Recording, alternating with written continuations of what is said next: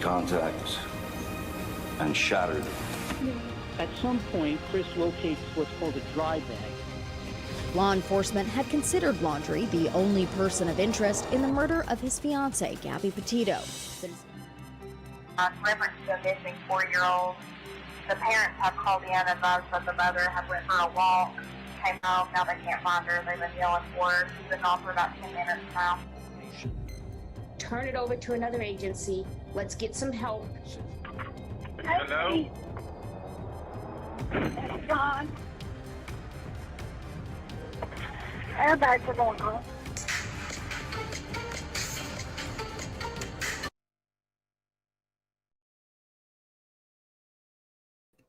Good morning, everybody. Thank you for being here for another live stream with ATS News. I'm Amber, obviously the runner of the ATS News. So sorry, guys, it's Monday morning. How's everyone doing? Good morning, everyone in chat. I've got my mug. This is a picture of my siblings and I. There's me from the 90s, and this was given to my Nana and Papa, but now I have it back. So got my mug with my picture on it. And yeah, just good morning, Blues Clues, Mel Mac. Good to see you guys. Milk Tooth. Thanks for being here, everyone. I'm drinking Folgers coffee.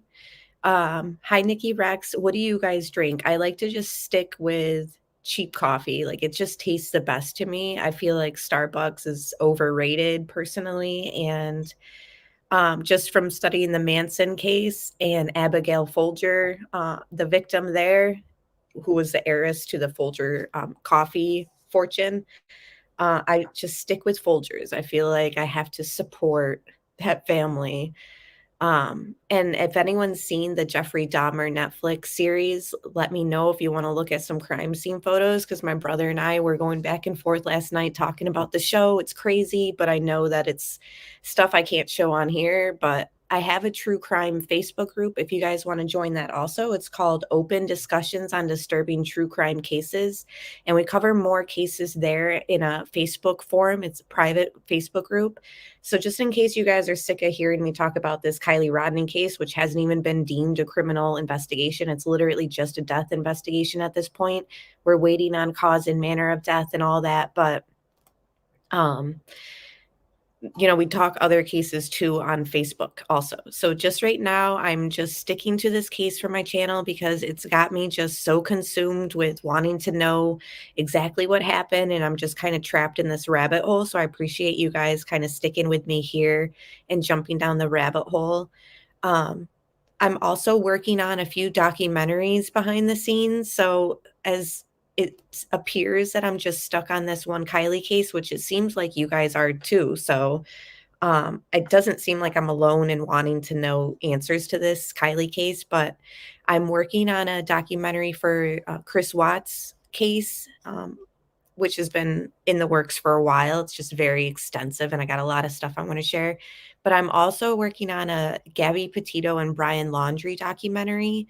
I've got a Gabby Petito one already on my channel, but this one's going to be a little bit more extensive and give you more of stuff that took place after that first documentary I made was made. So this will just carry on the conclusion with like the notebook and all that. So that's going to probably be done by this weekend. And there's a new Lifetime movie for that case coming out this weekend. So I'm going to release my documentary after the Lifetime one so that we can kind of keep the facts out there also, because as soon as Lifetime movies are created, it gains more interest and people stumble on cases just from Lifetime. But Lifetime has a way of mixing things up and not relaying the truth. So I figured I'd do that documentary and we can watch it together this weekend. Yes, October 1st is the Lifetime movie. So I'm thinking the second I'll probably release my documentary and we can watch it together while I'm in chat. Like we can do a premiere, not a live stream, but I'll be in chat while it's premiering live. So now that we got that stuff out of the way, hello, Carolina and Mandy S. It's good to see everybody. All right. So as I'm going down into my rabbit holes, I find interesting things that I obviously am like, okay, I want to share this with them live. So I've got 2 things that I kind of want to talk through with you guys and 2 rabbit holes that I need you guys to kind of jump down with me. Let me share my screen as I discuss this. So the first rabbit hole that we're going to be jumping down is going to be the first 48 hours that she was missing, right? So this is just a Facebook post that was from the Placer County Sheriff's Office. And I was just, going through my um, rabbit holes and I'm looking through and I'm like, okay, interesting, interesting. I look at the comments. This woman, Amy, and guys, I'm still getting over COVID, so I'm a little bit stuffy still. I'm really sorry about that, but thanks for sticking with me and listening to me be all nasally. But one second, guys. I still have to like sniffle and I don't want to do it in the mic. I still have to like, ugh. Okay, hold on. So Amy said in this article that Sami gal cautions searchers to be cognizant of items like car bumpers and license plates that may be spotted on the side of the road. Then she goes on to state if these items are spotted, to text her with location and other information and gives her phone number to be contacted. Is this real or true? Article link below. So, of course, I'm just like going through things and I see this and I'm like, what? So I click on the article. Let me just share that. And this is just how we fall down rabbit holes. And it is interesting, in my opinion, to kind of go back to, obviously the first 48 hours. So this is a local news agency or it's Tahoe City. So it's very local and it has direct quotes from the mother and Sami. And again, this is the first 48 hours. So this is August 8th, right? So she's reported missing on the 6th. So we're just going back 48 hours in our first rabbit hole. And thank you guys for being with me. I really appreciate it. So this right here, before we even get into much of the article itself, which by the way, it has quotes from a mother, another local. So this is just really good article for sourcing like quotes from people right there. But this is where I was just like, what? Okay, so it's giving her stats, eyes, colors, weight, all that. Rodni described as 5'7", blonde hair, hazel eyes, and weighing 118 pounds, departed from a party at Prosser Campground area in Truckee around 12:30 a.m. August 6th. So departed. Doesn't that make it seem like they're saying that she left? Do you guys see that? Departed from the party. So this is 48 hours after she's been reported missing within. And for some reason, this journalist is getting the vibe in her first paragraph, in her first things that she's got to say for her story. She's getting she's under the impression, I would say, by this phrase that she was told that Kiely was seen leaving around 12:30. So that was just a huge like, wait, what? And again, news people get things wrong. They misreport all the time. But I can't help but also wonder, okay, this is very early on in things, August 8th. It's got quotes from Sami in this article. Like, I can't help but think in my mind, like, did Sami's stories change? Because there's been times where she's talking about the last time she spoke with Kiely, and she's been like, I told her I loved her and to be safe. And then there's other times where there's like a quote from her talking about that exchange. And she says, I told her I loved her and to get home safe. So, and have fun. Like, she's changed the story like a little bit, like very slightly. Like, I don't want to go, am I reaching? Maybe, but there has been very slight differences in Sami's last exchange as they're saying goodbye. I don't know if you guys have noticed that, but there is like different quotes from her talking to different interviews where she says different things as far as that last verbal exchange with her in person. She gives her a hug, I love you, be safe. But then there's another one, she gives her a hug, says, I love you, and says, like, get home safe or whatever.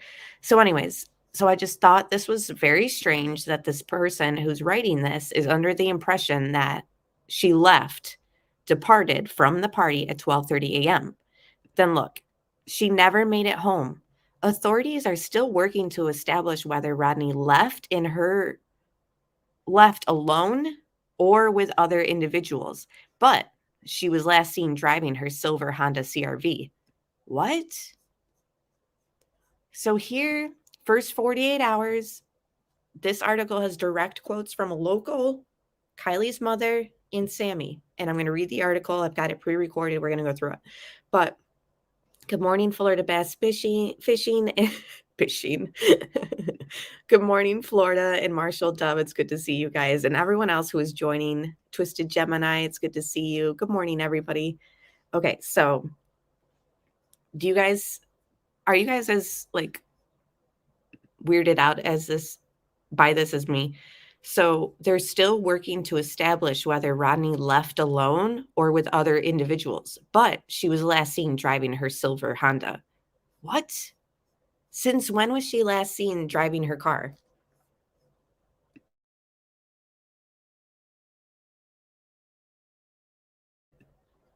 I'm like chugging this coffee so quick. So that I just wanted to show you before I even start reading the whole thing, which I have pre-recorded, and then I'm going to pause it and we can elaborate even more.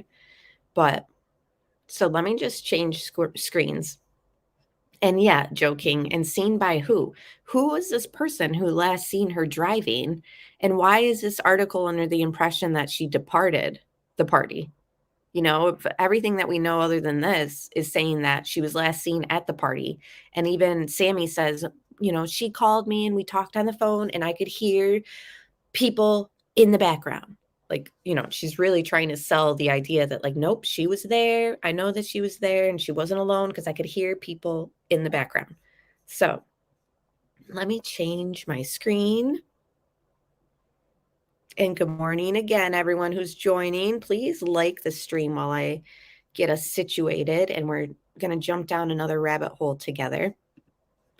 And so I have this pre-recorded, and I'm just going to pause it and then elaborate more. And we can just talk through it because I'm very confused by this whole scenario and this whole first 48 hours. This is what a local news agency is putting out. Oh, thank you. Yeah, I'm looking very sporty today. Thank you, Florida. It's been more than 48 hours since Kielyrodni disappeared. Rodni, described as 5'7" with blonde hair, hazel eyes, and weighing 118 pounds, departed from a party at the Prosser campground area in Truckee around 12:30 a.m. August 6th. She never made it home. Authorities are still working to establish whether Rodni left alone or with other individuals, but she was last seen driving her silver 2013 Honda CRV. So again, we're just wondering why this article, first 48 hours, has her as, you know, leaving the party.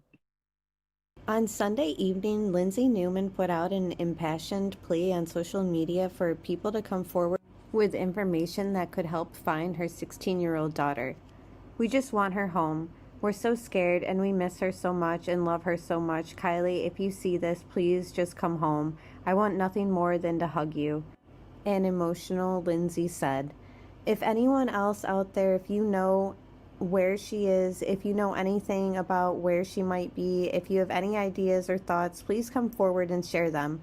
We're not looking to bust anybody else or get anybody in trouble. We just want. And that part was confusing to me too. Like maybe it means nothing, but she said, we're not looking to bust anybody else. I mean, it's the 8th that this article was written. So who was being busted at that point? I don't know. Maybe it was just like what she was saying. I just thought that was weird.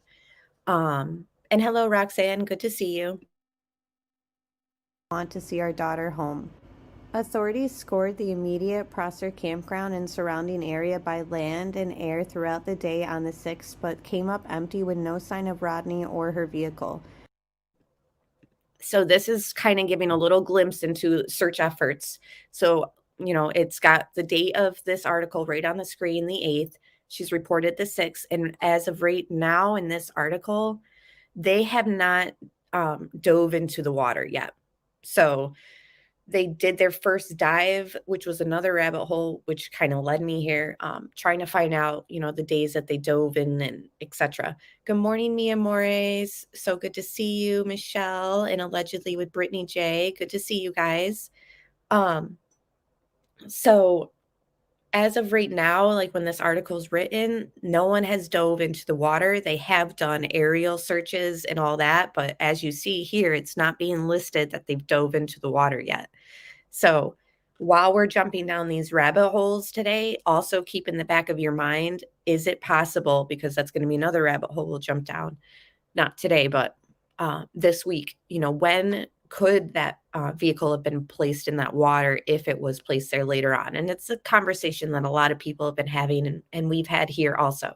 But so just to keep in mind, no dives have been done at the time that this was documented. By Sunday afternoon, her disappearance was being investigated as an abduction due to the fact that her car has not been located.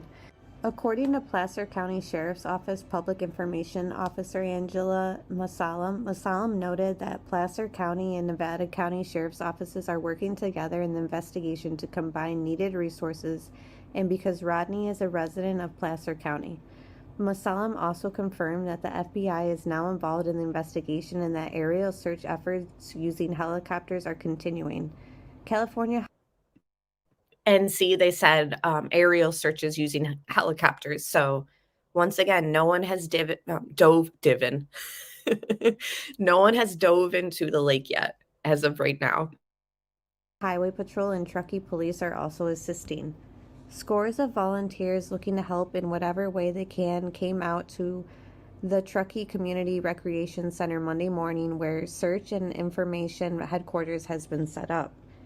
With reports of between 200 and 300 juveniles and young adults in the attendance of the gathering from areas as far as Reno, Auburn, Incline Village, and South Lake Tahoe, concerned citizens seeking to help find Rodni broke into groups that will search throughout the Truckee, North Tahoe, and beyond, including places as far as Carson City and the Bay Area. Driving through back roads, streets, anywhere you can drive or think a car could go, that's where we need to check. In bushes, on the sides of roads, said Sami Smith, a close friend of Rodni, who is... Okay, so 1 second. This is Sami Smith speaking, right? So she's saying, check on the sides of roads. Let me just get the article so that I can actually read her direct quote. But she's basically saying, check the sides of the roads, check behind bushes. She's giving all these examples. Okay, driving through back roads, streets, anywhere where you can drive or think a car could go. That's where we need to check. In bushes, on the sides of roads, said Sami Smith. So I'm at the point where anything Sami says, do the opposite. So here we have her on day 2, first 48 hours we're in, and she's saying, drive through the back roads and, the back streets, anywhere you think a car can drive, hide in bushes, whatever. We need you to look in those areas. So I am just thinking and theorizing, if we can't trust Sami, which I feel like at this point we really can't, anything she says, it's probably actually the opposite of what she's saying, because remember, she said, yes, that's what she was wearing, the black bodysuit, and those weren't the Dickies. And it's like, what do you know? We hear that she's wearing an Odd Future hoodie in a video. So even Sami's account of telling us what she was wearing, is that accurate? Can we trust it? She never mentions either of the hoodies, the Lana Del Rey one or the necklaces. Can we trust things that Sami is saying? So here she's saying, check behind bushes and all that. Like, no, no, it's literally like this. It's just, Don't like that. don't like that. Anything Sami says, no.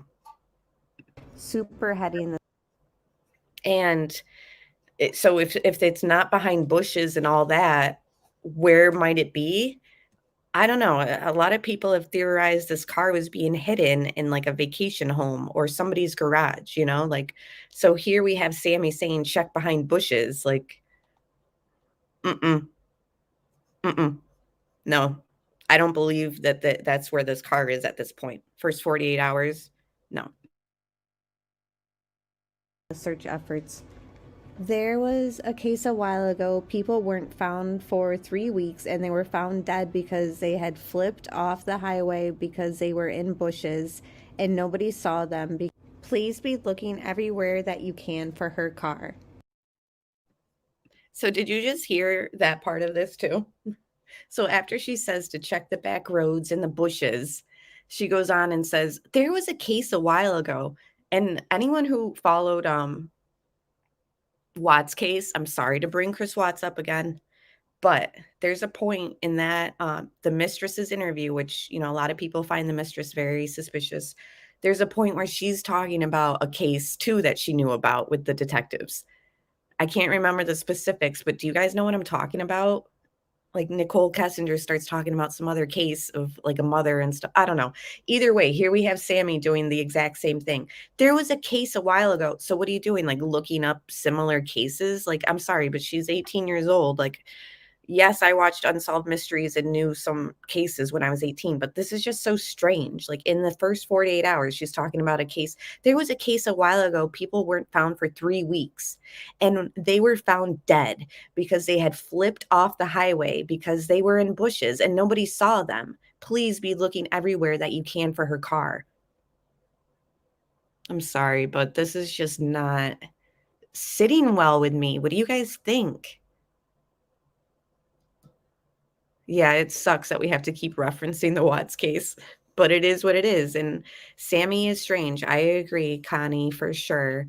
For first 48 hours, she's talking about some other case where people were found dead 3 weeks later because they were flipped off the highway and behind bushes. No one saw them. Like, I'm sorry, but it's just strange. Maybe she's just emphasizing like, keep your eye out for my friend, like, please, like, I don't want it to be like that case. Could it be that? Yes. But to me, I find it very strange. I'm sorry.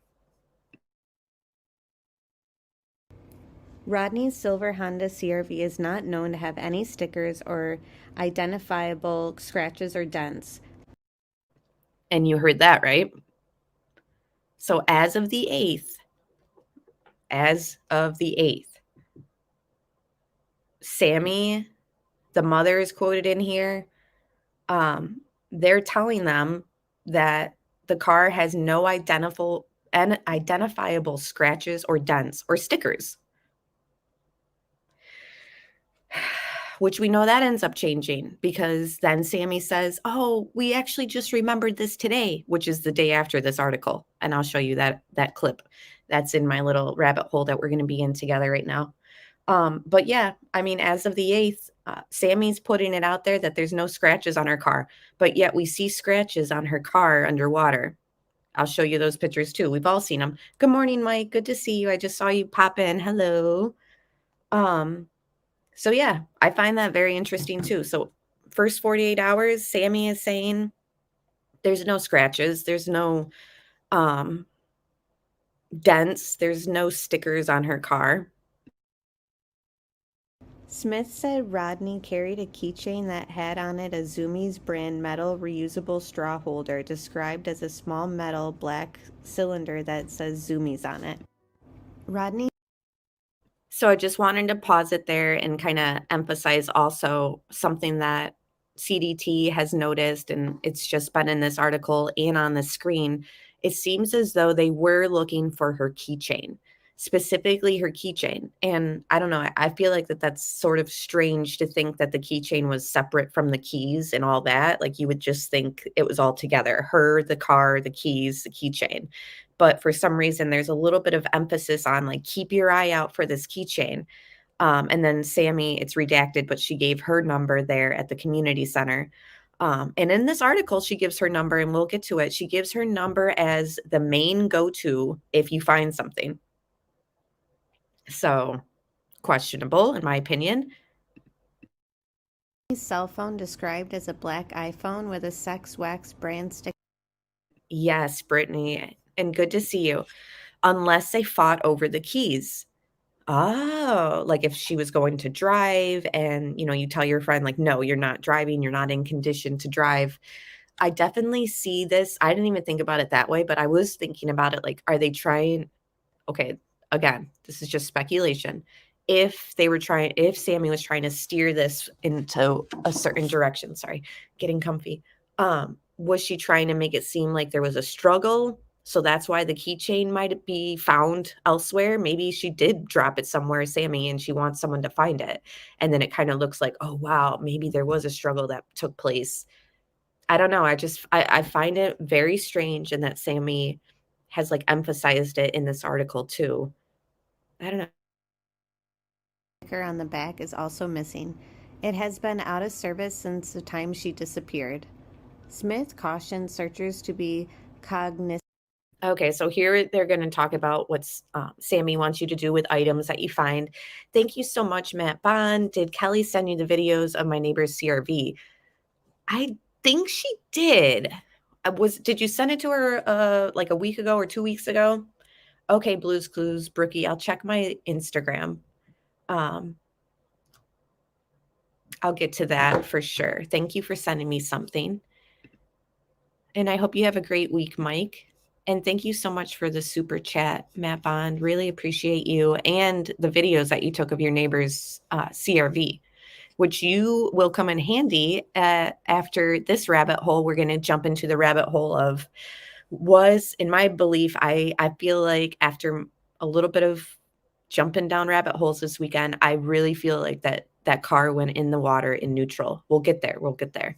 Right now, we're going through this weird article, but yeah, we just need to keep pressure on law enforcement. They can't ignore all of us as long as we stay on top of them. I agree, Dana, for sure. Like, it's not hurting anything by wanting answers. So, yep, in Dropbox, it proves the car rolls in drive. It definitely does. And Matt, we're going to go through that. It definitely can roll in gear. Well, I didn't check in drive, but in neutral for sure. So that's what I'm going to work on. And I'd love to see what you sent her. Okay. Moving along. Hi, Christy B. Good to see you. Of items like car bumpers And why is Sami wanting us to be on the lookout for car bumpers and license plates? It's like confusing me a little bit because I feel like she says things for a reason, and I'm just like, why would there be bumpers and stuff like that? I don't know. Allegedly with Brittany J. Thank you. Just because I really appreciate you and others for standing firm and continuing the coverage along with myself. Kiely matters and deserves justice if foul play 100%. And I feel like, and even my fiance said, which he doesn't follow cases like we do, like he's just in the background, like when I'm like looking at stuff and I'm like, what do you think about this? And he's just having to hear this stuff like through me and all that. And probably hears like the YouTube running and all that. But he even said himself, he's like, I just feel like if it was an accident by now, they would have just come out and been like, it was an accident. So that's just somebody's opinion from the outside of all this. license plates that may be spotted on the side of the road. Should such an item be spotted, the location and other information should be texted to Smith at 530-414-4.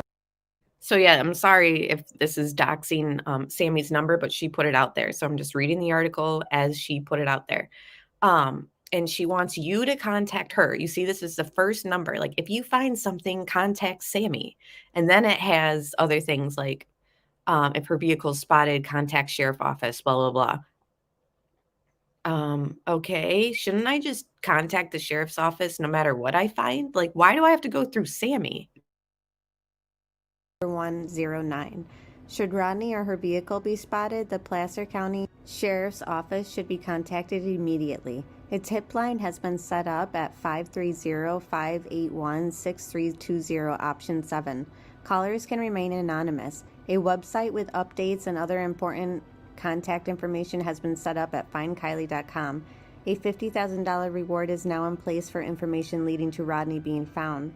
I can't get it out of my head. That's why I'm here, because you just feel like you want to do something. So here's the other issue I have with this little part before we move on to this quote from somebody who used to work with Kiely. It says here, a tip line has been set up, gives the number option 7. And then it says a website with updates, blah, blah, blah, blah. A $50,000 reward is now in place for information leading to Rodni being found. Okay, it goes on to explain further on that once we get down there. But yeah, there's a point in this article where it says the reason why you need to go through Sami is because of the reward. And if you find something significant to keep the integrity of giving out that reward money, they'd like you to go through Sami for it. So in a sense, when we get to it in this article, it's almost saying that like Sami's like the sole like holder of this reward money. And yeah, you need to make sure that you register if you're searching and volunteering, and Sami's got to know about it, and nothing will be given until, you do the proper steps, wear a white t-shirt. We'll get there. You'll see. But it's just so bizarre.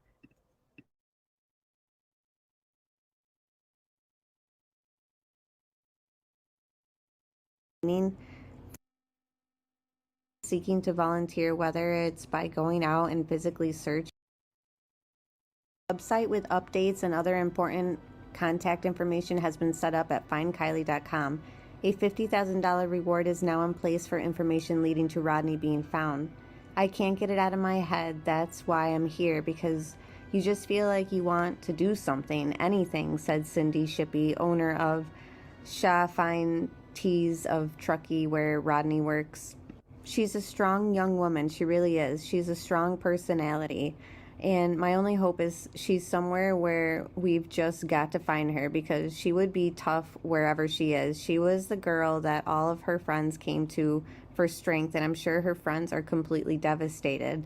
Although social media posts advertising the search event at the Truckee Recreation Center said to arrive between 10 and 11 this morning, there will be people throughout the day and into the night. Anyone seeking to volunteer, whether it's by going out and physically searching for Rodni or by posting and distributing informational flyers or any other manner of assisting, should stop by at any time. The team is also in need of items like a mobile hotspot, pens, paper, clipboards, phone chargers, and mobile batteries, in addition to more flyers and tools to post flyers such as hammers, staplers, and tape.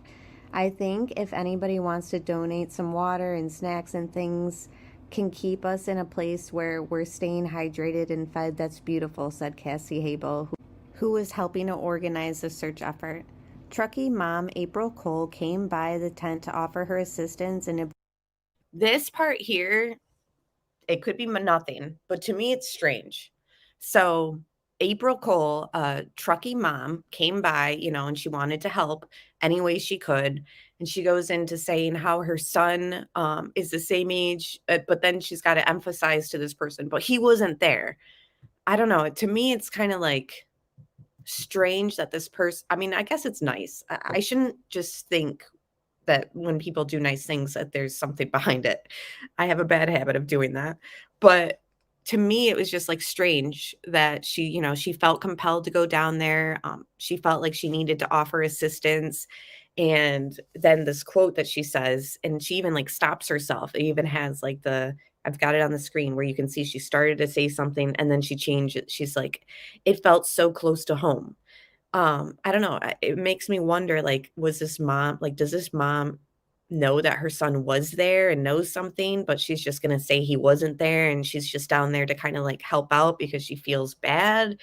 I don't know. I'm just speculating. I'm not trying to accuse this kid or the mother of lying here, but it's just, this was sort of weird to me, and let me know what you guys think. And it absolutely could be exactly what she's saying. She just wanted to help. Her son had nothing to do with it. So, but I'm just wondering, like, was there a little bit of like, did she feel guilty and like felt like she needed to like extend a hand because she knows something or her son knows something, like, and she's protecting her son by saying he wasn't there? I don't know, guys. I'm just looking at this stuff with like a raised eyebrow. I can't help it. Thank you, Melmac. Yes, everyone coming in, please take a second, tap that thumbs up for me. I really appreciate that. And thank you, mods, for being awesome today, as always. Obtaining food and beverages for the volunteers. She's got a son the same age as Rodney, but who was not in attendance at the party. He wasn't there, but he woke up in the morning and he was like, oh my God, this party was crazy. And there's a girl missing. And it felt so close to home, Cole said. So let me get this straight. Your son wakes up and goes, oh my God, this party was crazy. And there's a girl missing. How would he have known that the party was crazy? Like, he woke up in the morning and was like, oh my God, this party was crazy. How does he know that? Social media, Snapchat, word of mouth at that point? Like, I'm very confused. Hi, Seagate. Yeah, he was there, possibly. I think so. It's possible. Just very strange. Hi, Kelly. Searches equals answers. Good to see you. Yeah, apparently, Connie, this mother's saying he wasn't there. How does he know that it was crazy and that she's missing? He woke up in the morning. She's not reported missing until, okay, so they go to Starbucks around 9. They had already checked the campground before they report her missing. I believe she had friends go there. The mother had friends check the campground. And then they report her around 10 a.m. So if this kid woke up in the morning and was like, OMG, this party was crazy and there's a girl missing, what time in the morning is he waking up? Like, because, once noon hits, that's not morning anymore. So I'm just trying to figure out like how this kid had already gotten this information while he's running down the stairs to tell the mom. And hello, Kate Danielle, good to see you. So to me, that was weird. Again, this article is the first 48 hours.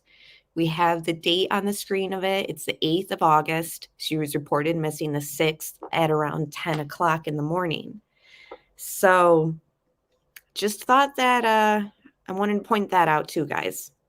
Could be nothing. I don't know. This article is very weird. As a customer at Cha Fine Teas, she's gotten to know Rodney's smiling face behind the counter and felt a pull to come assist in the search effort. It just felt like use all your resources that you can, make available to help, because that's what I would want for anybody in our community, Cole said. So that's why I'm here. What can we do? Search organizer Smith is welcoming any and all volunteers, but noted that there is one strict requirement for heading out to search for the dear friend.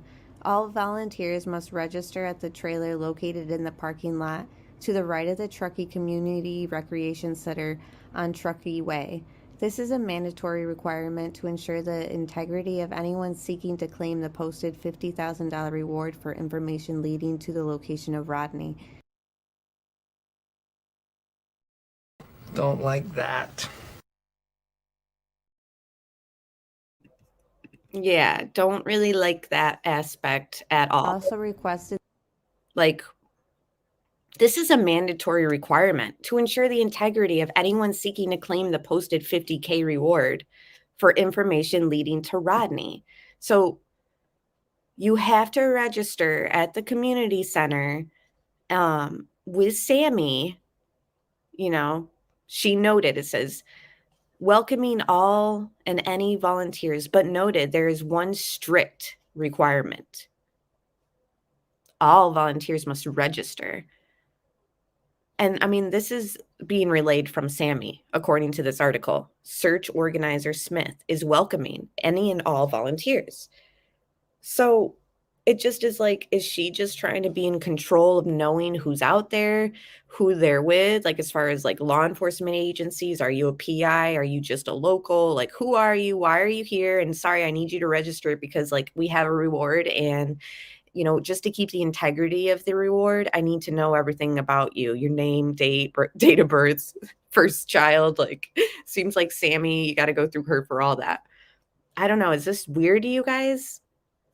Matt Bond, super chat. Thank you so much. Sent a Dropbox to your Insta in case you didn't get it. Okay, hold on.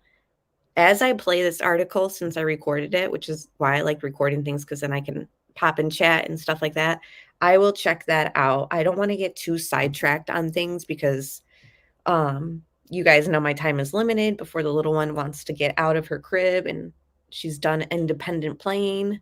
So I will definitely check that Dropbox and the one that Brookie sent me to. And thanks again. I really appreciate you and everyone's support. And if you just like and subscribe, it's a free way to support the channel. And it's much appreciated, guys. So Caroline said, I think, if Sami is the administrator of the reward, do you think her family put up the reward? That makes sense. I wish I had like these answers. It's just so many. She was in control of everything. All right, I'm just gonna go back. Yeah, and she was in control of everything. It's a little troubling, guys, because while that's great, if she is helping in a missing friend case, like, guys, this is great. You know what I mean? Like, to have somebody be like, I'll help organize stuff. You know what I mean? But at the same time, unfortunately, we have an instance where there could be some like nefarious behavior going on. And if you're that close to the search efforts and to the investigation, which is something that we'll discuss in a later live stream this week, it's just how close is too close? Like, was Sami too close? And I just feel like at this point, she definitely was too close to all the information, in my opinion. It's just my opinion. And obviously, and I've said it before, if Sami has absolutely nothing to do with anything, I will apologize. Like, this is my channel. These are my thoughts and theories, and I bounce it off of you guys. But it just seems like you guys are kind of getting the same vibe from Sami. So it is what it is. That volunteers wear white t-shirts so that they are more identifiable by law enforcement officers who also may be out searching.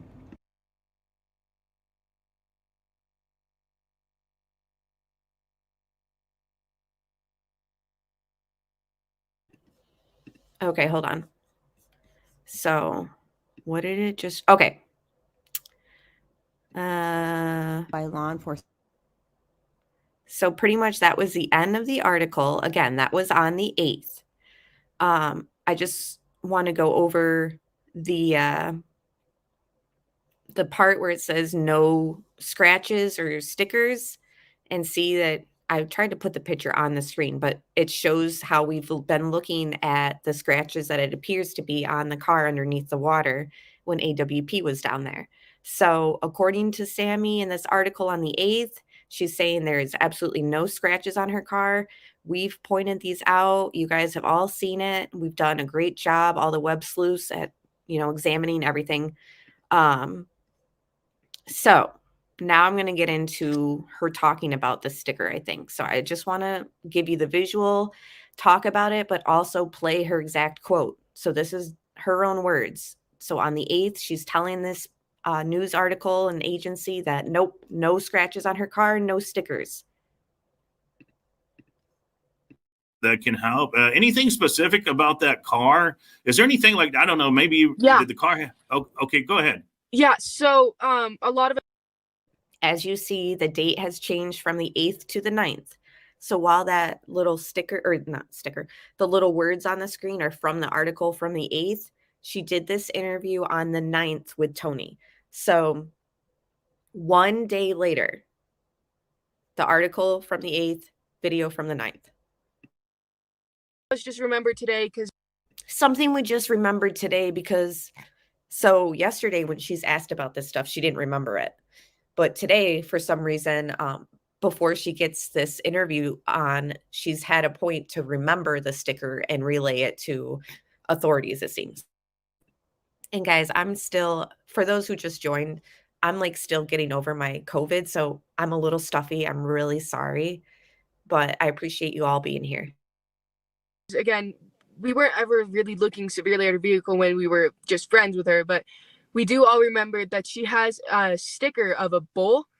We don't have the exact We do all remember, but yet 24 hours ago when we were trying to get information out in a news source, you said no about dents, scratches, stickers, nothing identifiable. But a whole 24 hours later, yeah, and I don't know what's going on in chat, but I'm like trying to juggle so many things, and please just be kind in chat. That's all I have to say. sticker, but it's a sticker of a bull that is right under the windshield wiper. Right A under picture of a that is bull. where the back windshield, the animal. It's a So yeah, just showing her stating that, 24 hours later after that article where she had claimed no identifiable scratches and marks or stickers, whole 24 hours later, she suddenly is remembering them. I find that weird. And here we've just been pointing out for weeks now the scratches and the marks. So dive team. was she purposely giving out false information to this one source saying no identifiable markings or stickers on her car when really, she had known? Or did she just suddenly remember it 24 hours later and she's like, oh my gosh, like, was it just an innocent mistake, basically?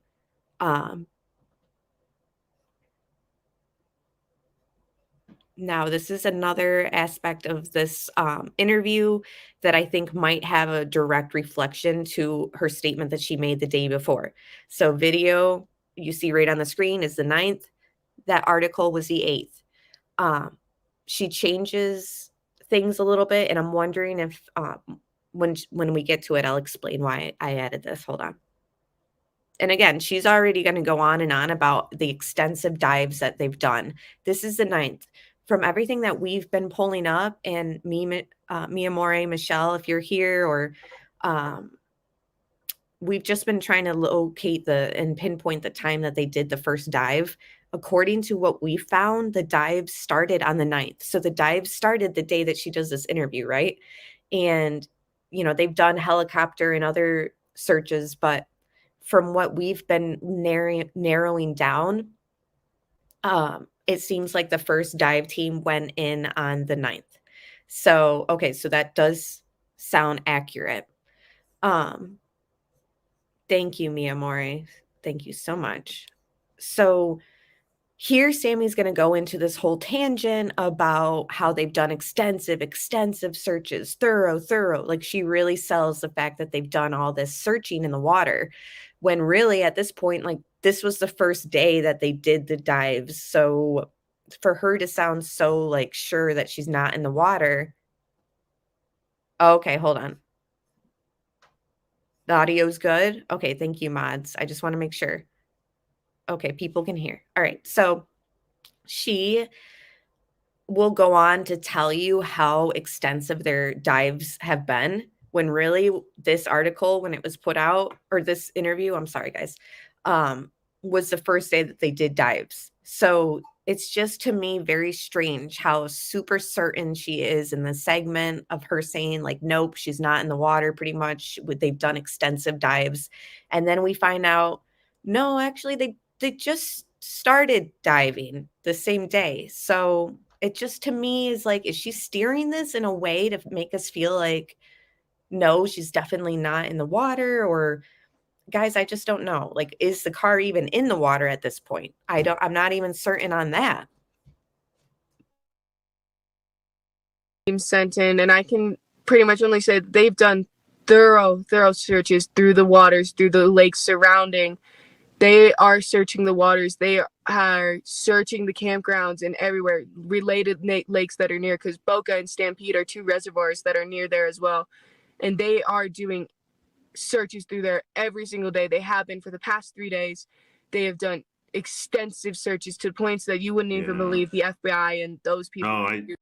They have done extensive searches. And yes, she did say searches, not dives, but still, like, she's trying to like lump all these like resources and efforts into saying like, yep, you know, she's definitely not in the water, because right before this, Tony said like he read a comment out loud, if you guys have seen the full interview, and he says like, somebody said, I think she's in the water. And then he's like, have they checked the water? And she's like, they've done thorough. It's just like, it's weird. Mandy, yes, she's lying. Exactly, Kate and Danielle. Now, how did she know this? No, Sami, the only person who they've come out, Mike, saying was cleared so far is Jagger. And yeah, Blue's Clues, she kind of, you notice that? I think I pointed that out in another live stream, but she never mentions Prosser Lake. Like, as she's talking about water efforts and dives and all that, it seems like she's almost purposely not mentioning that lake so that they look at the other lakes that she mentions. Do you understand? Or you guys see what I'm saying? I don't know. Good morning, Robert Ryan. Good to see you. They are going. To be fully honest, my biggest concern is that. Okay, so this is where I was sort of tying in the article that was quoted in the day prior to this whole scenario of her trying to sell the abduction theory. And I just feel like she departed from a party at Prosser Campground area at Truckee at 12:30 a.m. August 6th. She never made it home. Authorities are still working to establish whether Rodni left alone or with other individuals. She was last seen driving her silver Honda. So that was the beginning of the article for those who just joined. We're trying to figure out why this article, which was the first 48 hours, the 8th, has her as departing the party, like in a car. And then you hear Sami try to sell the whole, I think somebody gave her a ride home and they didn't bring her home. And then remember, they say like, who did she get a ride home with or whatever? And she's like, that's a misconception, or that's a common misconception. It's like common. This is the 9th. How could things be common as far as misinformation about like what happened to her at that point?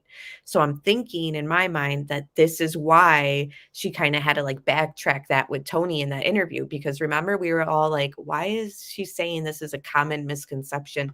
I think that she gave, and this is just my opinion, let me know what you guys think.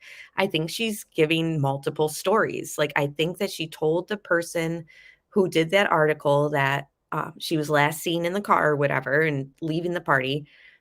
For some reason, they're under the impression that she was leaving the party.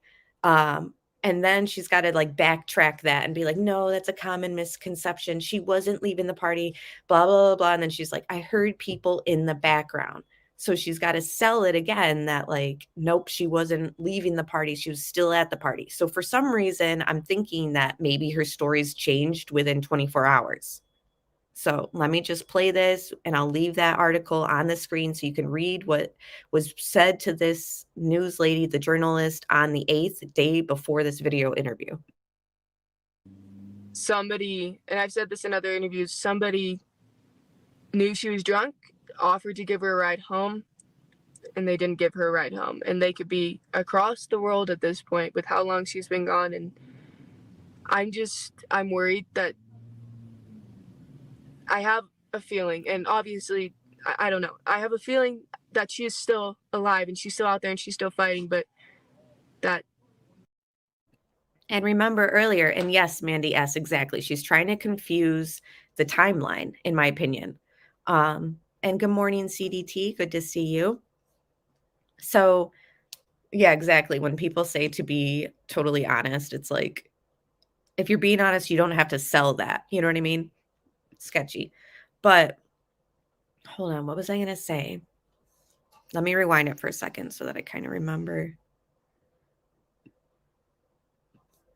Fighting, but that there's somebody. Oh, okay. So she said, I believe that she's still alive and fighting, but that there's somebody else. I'm thinking, which we've talked about before, it's probably everything Sami says. It's actually the opposite. So here she is saying, I think she's alive and fighting. Well, we know from what everything that we do know, like we don't have the time of death released yet. But from everything we know at this point, Kiely is not alive and fighting. So it just proves once again, everything Sami says, it's probably the opposite.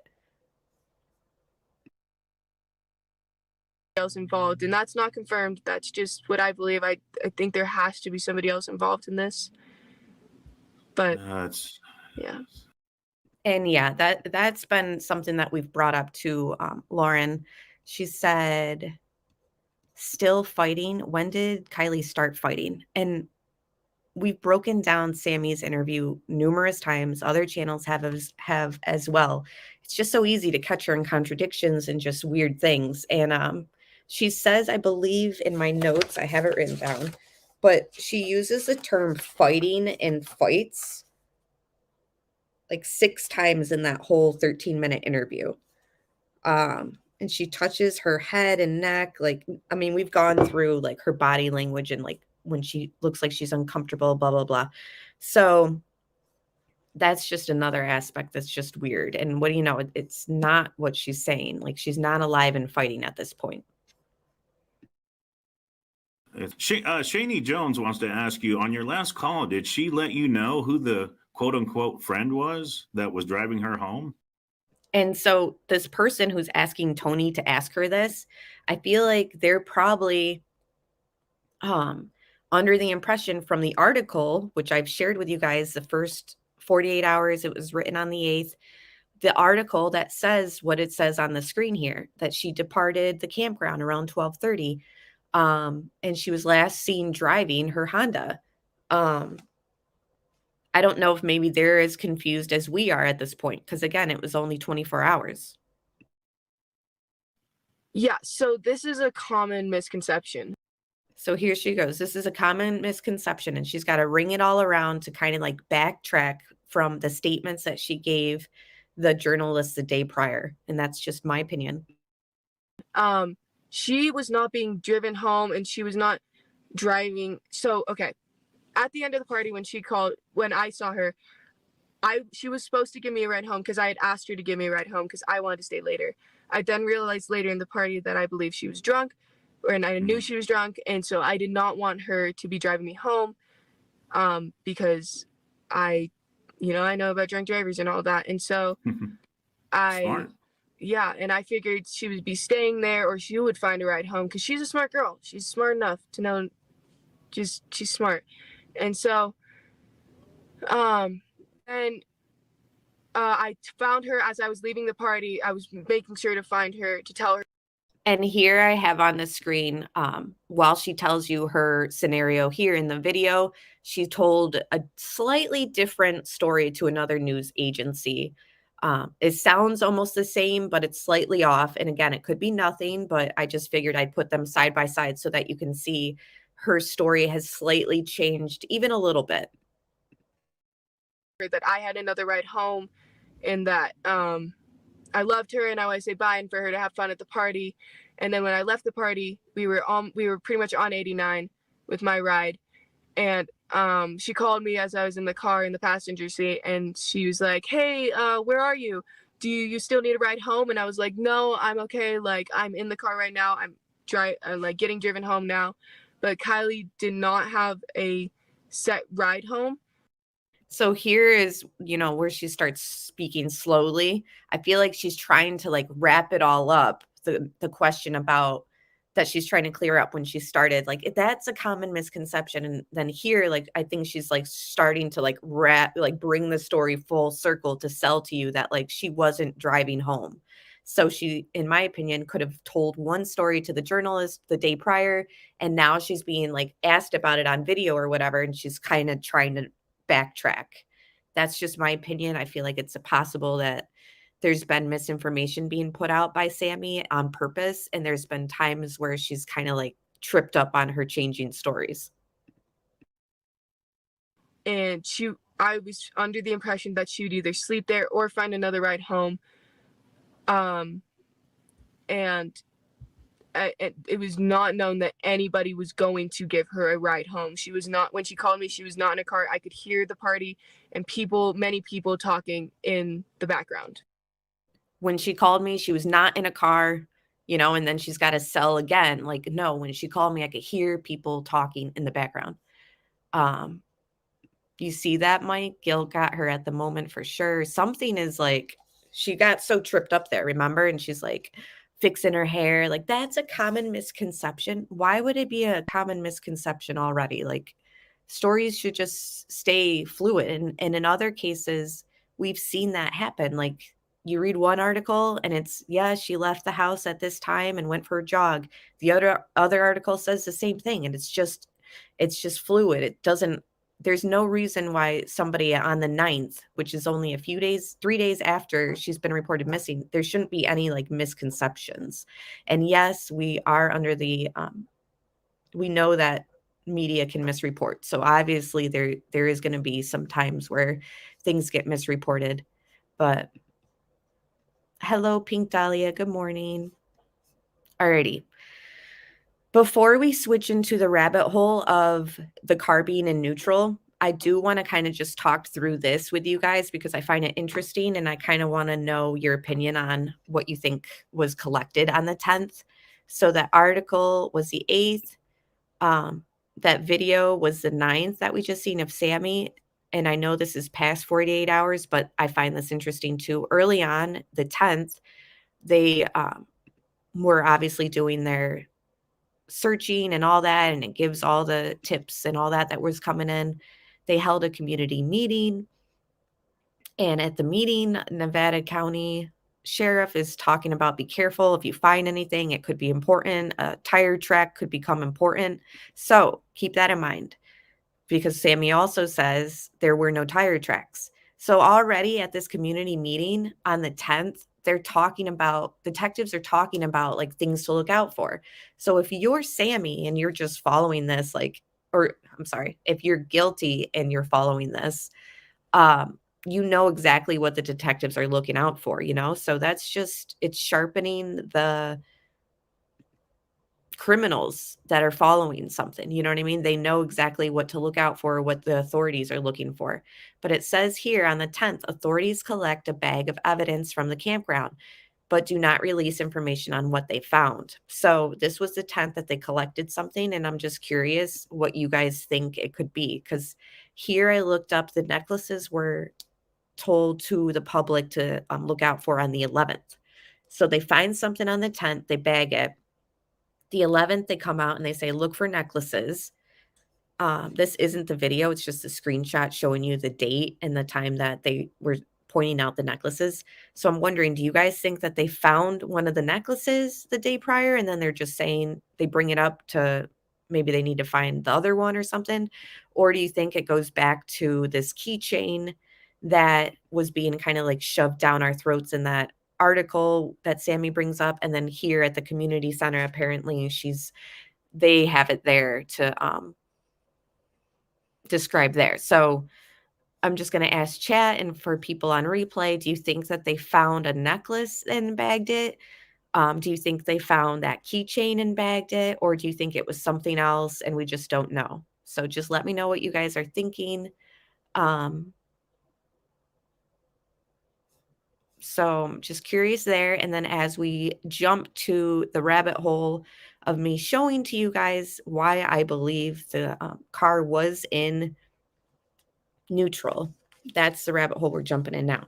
So do you guys ever, so I was just looking through my old screenshots and found this, and you guys know the drama that has circled around this character. And I found this and I was like, reading it. He said, I think this video holds important clues. The wheels are rolling. The car is not being dragged, so it is in neutral. Law enforcement would not tamper with the car and put it into neutral before doing forensics. Plus, the ignition has to be on to shift gears. The car was underwater. And I believe he deleted this.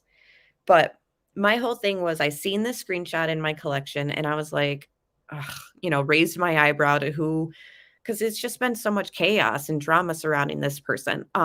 He was there at the scene when the car is being pulled out, right? So I was like, I had saved this because I thought it was noteworthy. Now I'm going back through and I'm like, you know what? I don't even know if what he's saying is true. So just out of wanting to debunk him, I kind of fell into a rabbit hole, which ends up happening if you guys have ever done the same. You go to debunk something that you read, and then you will end up finding out like, oh, wow, maybe there is some truth behind that, or you just end up debunking it. So I feel like I'm under the impression it really was in neutral. So that's just what I'm going to share with you guys. And bear with me because it's going to be a little bit of a rabbit hole. So let me share my screen. And I know that people are going to say, no, that's not true, blah, blah, blah. I'm just going to say that this is just something that is in the investigation that has been a mystery and a question. And some people think that AWP said that it was a neutral. Other people think that they are saying like they're not sure. We don't really know because they haven't given us any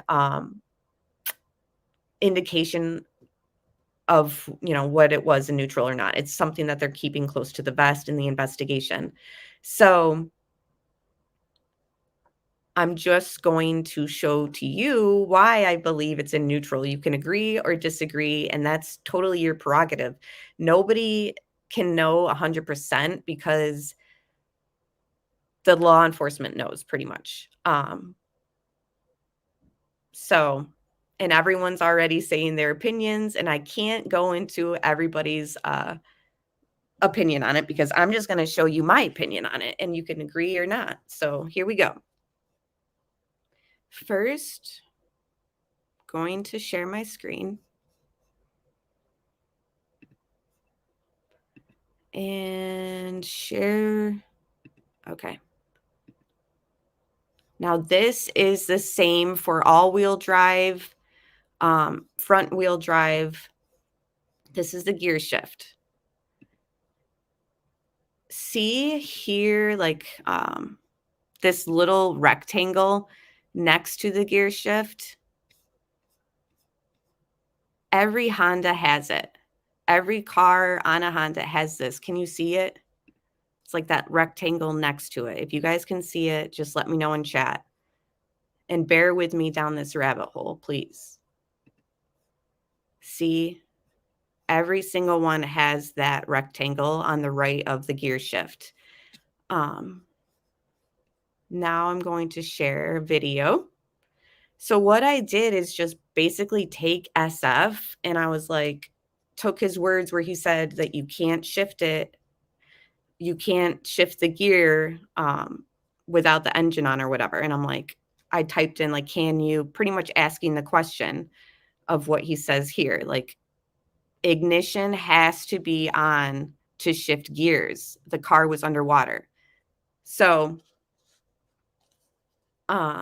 yes, I will show a bigger picture of that rectangle in this video that I'm going to share. So all I did was Google, can you shift gear with the ignition being on or off or whatever? And then I typed in Honda CRV because you have to be specific. Like you can't compare what you know to this scenario with anything other than a Honda, because every vehicle is going to be different, and Hondas are definitely a world of their own. Like I own a Honda, my gear shift has that. They do things their way, that Japanese company, and it's just, I mean, I've owned a Chevy too, and they're just different. So you have to keep that in mind too, that every car is going to be different, but this is the way that Honda does things. So they have that little triangle or rectangle that I showed you as a means of safety. And I'll show you. So all I did was look stuff up, jumped on a rabbit hole, and I fell into this rabbit hole. Ready? How to shift gear lever from park to neutral if engine and battery is dead.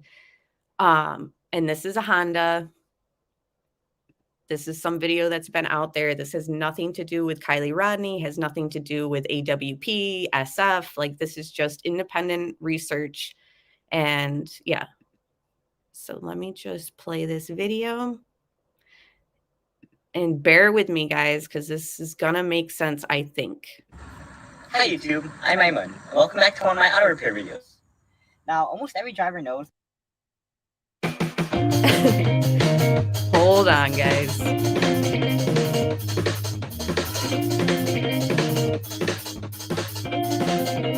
Of course, I have a million tabs open. That you need to have the key in the ignition in order to move the gear. In this video, I'm going to show you how to move the gear if you don't have the key. Now, in this case, we have the key, but as you can see, the ignition is not even connected. Okay, so and obviously he's showing you like how you can move it when, you know, the ignition and all that's not connected. It's not a video about how you can, or can you put it in neutral and roll the wheels.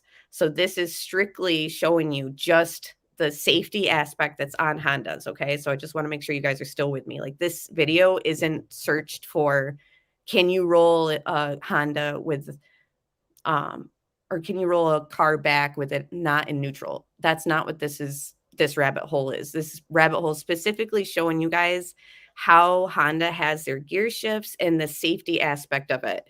And yeah, I wonder that too, Josh. Trust me. When I jumped down this rabbit hole, I was like, is he old enough? Like 16? I mean, I guess some kids look younger, but I was just like, this is quite the rabbit hole. What am I getting myself into? But it was pretty noteworthy, in my opinion.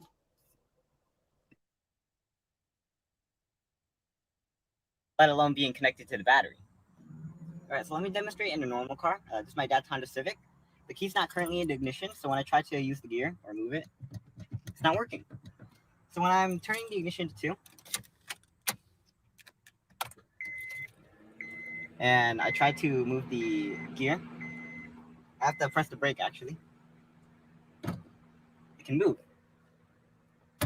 Also note that if you don't have the brake press, you can't move it. So when you're doing this, just note that if you're going to do this, don't do it when the engine is on. Right now you can see that it's at ignition 2, not ignition 3.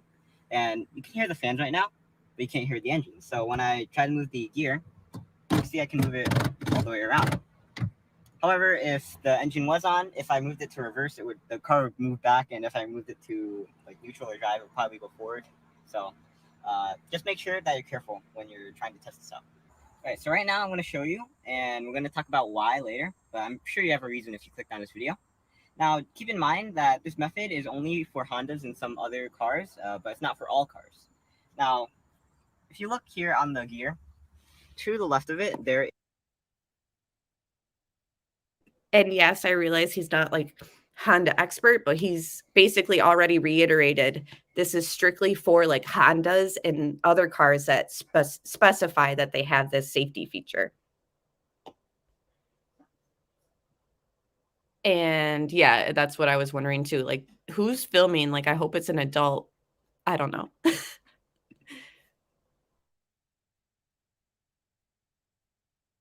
Is some sort of slot, and there's a notch in it.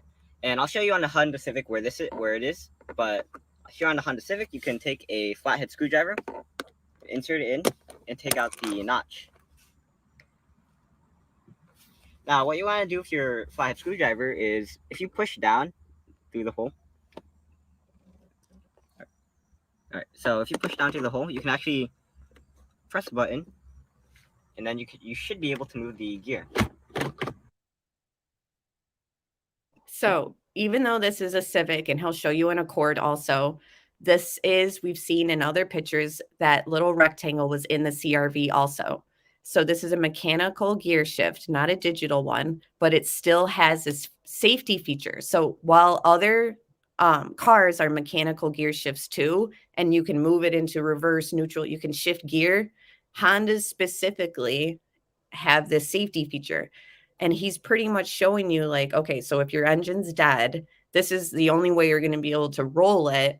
And he's got his screwdriver here. So bear with me, guys, because I know that other cars, you absolutely can put it in a different gear and all that without the car being on. But this is specific to Hondas.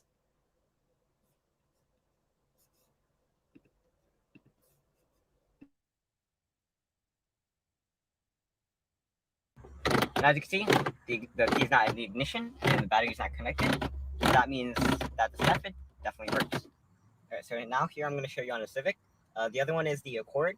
I probably said Accord when I was referring to this car. This is actually my dad's Honda Civic. So right here, we have the same sort of situation. We have a insert with a notch. So just take a flathead screwdriver, like I said. So he pretty much just showed that you do need like either to do this method with the screwdriver or you need the keys to switch the gears. Carrying on.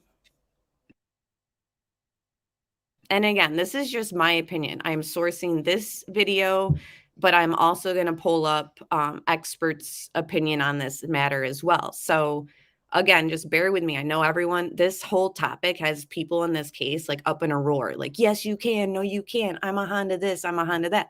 This is just my rabbit hole and how I'm trying to like piece this together. So I'm not saying my opinion is right. I'm just saying until like CHP and law enforcement puts out the results of everything, I feel like that this is something that's still fair to debate. And yes, thank you so much, Robert Ryan. Let's get them likes up. Like the stream, please, everyone. And pop it out. That one flew out. As you can see, we have some same kind of hole. And if we push down on it, I'll probably use this one actually. You can see it goes down. We should be able to move the gear. And as you can see, we can definitely move the gear. And this works. Alright, so let's talk about the reasons why. Let's say that your car broke down, your battery is dead, or your engine won't start. And you want to move the car. The only way to do that, besides the tow truck, is by pushing it. The only way to push the car is by moving the gear to neutral. There's a few other reasons for doing so, but in our case, the reason that we want to pull the gear back is perhaps you want to take out the console or the radio, and you want to get better access to it. Now, the only way to do that is to move the gear back. So, if I move the gear back, we get less restricted access to the console. Now, we're doing a video on this actually, so if you need help with that, go check it out, and I'll see you there. I said earlier that that method's only exclusive to Honda and a few other cars. Now, this is one of the cars that we have, our Hyundai Santa Fe, that does not have an obvious method or hole to move the gear. And the reason why is because around the gear, there should be some notch, but we can't really see anything. Now, if you wanted to find a way to move the gear in a car that doesn't have a notch, then you probably have to read the owner's manual. I guess that's it. I just showed you how to move the gear back if you don't have the key or your battery is dead. So, I'm Iman. Thanks for watching. Please like, comment, subscribe, and Okay, guys. Again, I'm still jumping down this rabbit hole with you guys, so bear with me. And thank you so much, Robert Ryan, for the super sticker. I love how you have a picture now. It's nice to put a face to the name. And thank you guys for being here with me this morning while I'm wrapping this all up because I'm trying to bring it full circle. So give me a second to share.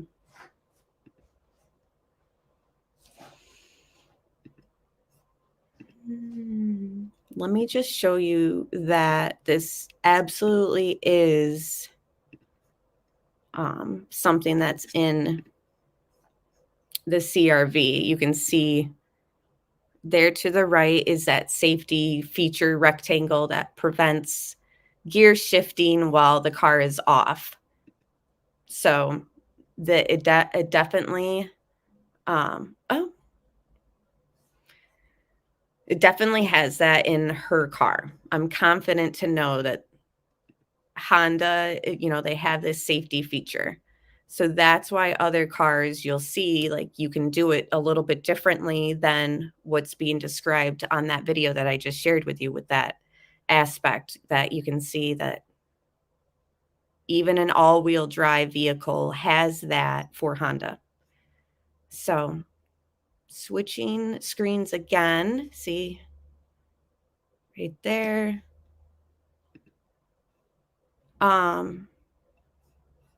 I want to source Duty Ron's video the other day. If you guys haven't seen the black box video, it was very informative. I highly recommend it. I have a little bit of notes, but all I pretty much have is the experts said that the black box might be able to tell what gear the car was in. Like, because, you know, we have questions. Did law enforcement put it in neutral to help them roll it themselves? You know what I mean? Like, we don't know what was done. Like, I'm sure they have like a log of it. Like, we put it in this gear so that we can move it. You know, maybe they didn't. In my opinion, I'm wondering, because I looked in the video, and you guys re-examine it too and let me know. There's nobody, although somebody does lean in to do the steering wheel, there's nobody from what I could see that reached all the way, because it's in the middle. You guys see it. I didn't see anybody that would have reached far enough to shift the gear on the video that I looked at. Did it happen underwater? Did they disconnect something underwater or shift it underwater? We don't know. That has to be kind of, I guess, out there, because you know somebody will comment that and be like, well, they could have blah, blah, blah. It's fair to question, okay? So what I'm going to do is just strictly source this expert that was on Duty Ron. So pretty much he said the black box might be able to tell what gear it's in just by the RPMs that were being revved and documented and recorded before the accident took place, before it hit the water. So that I thought was interesting, that they might just be able to tell that initially when it hit the water without law enforcement handling anything, just based off of the RPMs. The other thing that I remembered is in my Honda, and I seen it in the pictures on the CRV, is it doesn't have automatic lights, whereas like my Toyota RAV4 has automatic lights. But the Hondas, you specifically have to turn on. It's on the left side, actually, the steering wheel on all of them, and you turn on your lights. So were her lights on when the vehicle hit the water? For those who believe that her car hit the water that night or whenever it did, it would be interesting to know for sure were the lights switched on, because that's significant in my opinion. All right, so he just they asked him about the neutral aspect. And this was before I jumped down my rabbit hole of trying to debunk this whole thing and look stuff up myself. I remembered that, okay, I think the expert commented on it a few times. So watch the whole stream. I'm only going to share with you like this little segment of it. But I believe he gives his opinion based off of a Honda. So it's not based off of any other vehicles. He is an expert in, guys, he had like a lot of credentials, like law enforcement and all that. Just an expert, okay? So he does like investigations with cars. So I trust the information. I know you guys trust Duty Ron's sources too, and experts. So,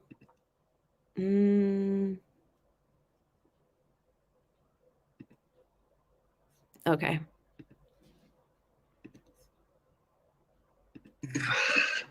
I believe on most causes there's a neutral safety switch that prevents it from being started in neutral once again. Okay, hold on. I think I have it slowed down because I want to make sure that we can.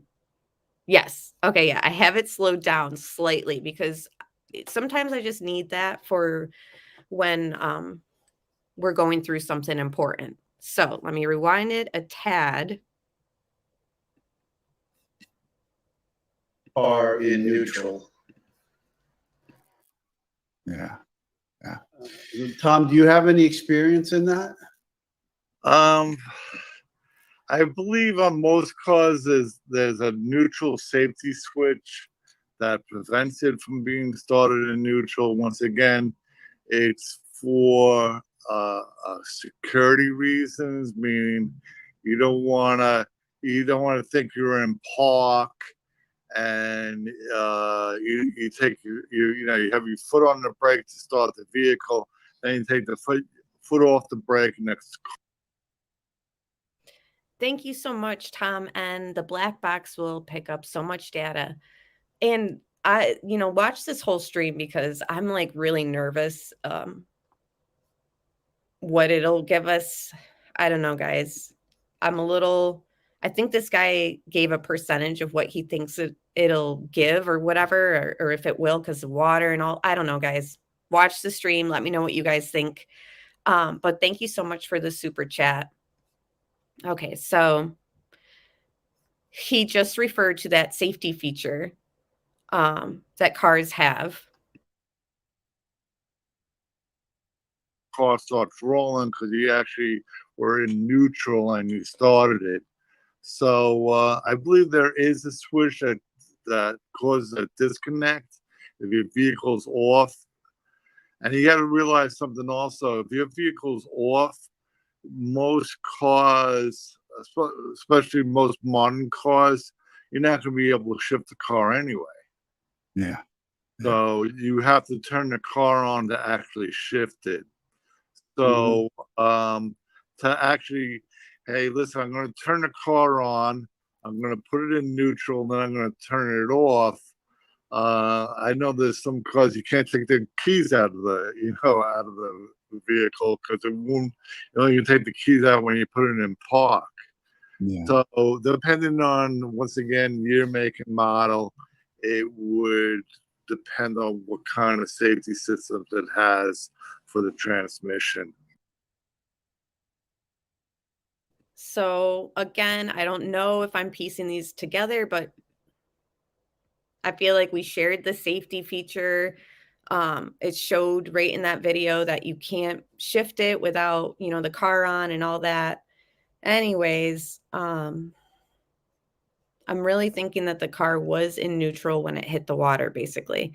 And let me just share one last little clip because I found this information interesting too from that live stream, but it's literally like 5 seconds. So 1 second, please. Oh, no.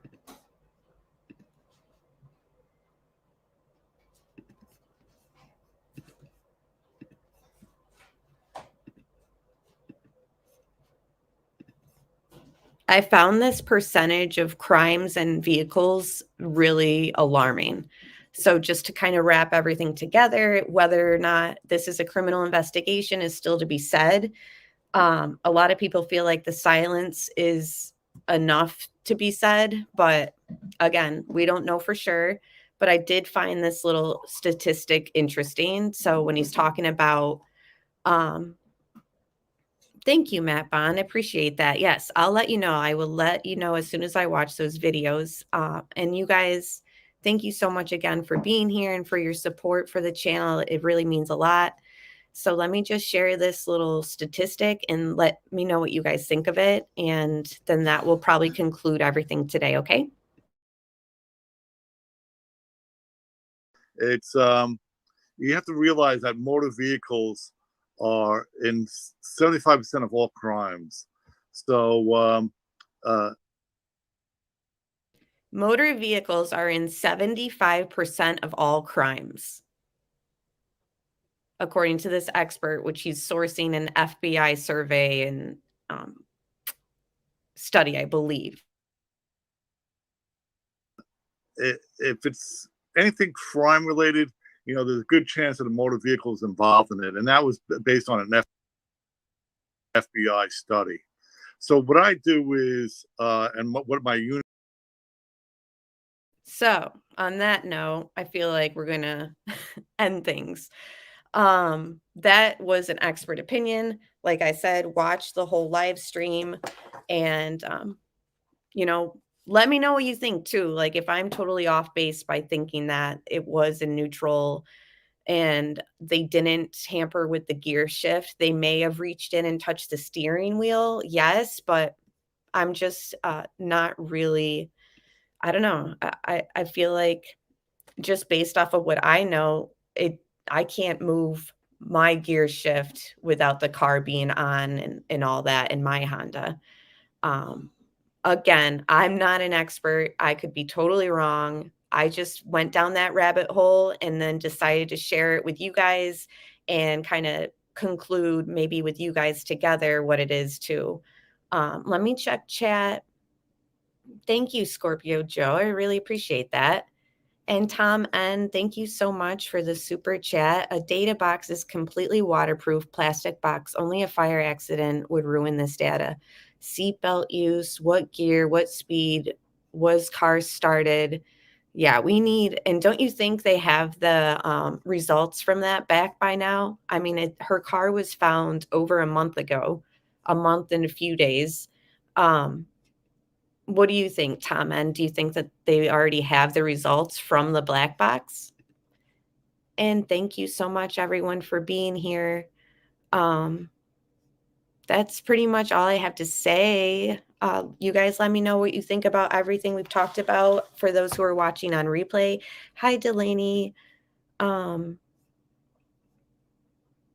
Yes, thanks everyone for sitting and starting the day with me with coffee and all that. I'm like shaking from the coffee, but I'm still going to have some more.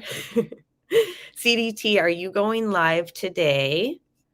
Because we like to let our moderator, Florida Bass Fishing, listen to us while he works. And he likes to start, with my morning chat. And then if CDT goes on, that helps him through the day too. So if you guys are listening at work, let me know in the replay comments, or if you're driving, wherever you guys are when you listen, I'm curious too. Yes, they do. So as far as like they do have the results back, it's plug and play. Interesting. Wow. Yeah. And how do you drive the kids to work, CDT, without coffee? She said, I still need to make my coffee. She's going live. CDT's going live at 12:15 Eastern time.